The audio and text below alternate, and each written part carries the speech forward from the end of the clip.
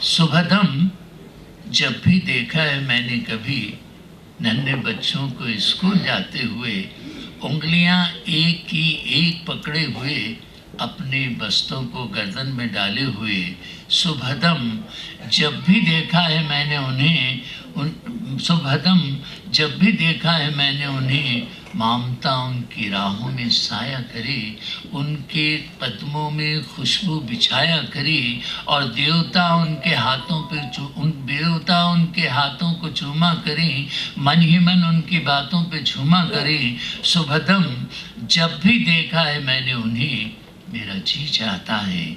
कि मैं दौड़कर एक नन्हे की उंगली पकड़कर कहूँ मुझको भी अपने स्कूल लेते चलो, ताकि ये तशने आरज़ू ज़िंदगी फिर से आगाज़े शौक़े सफ़र कर सके।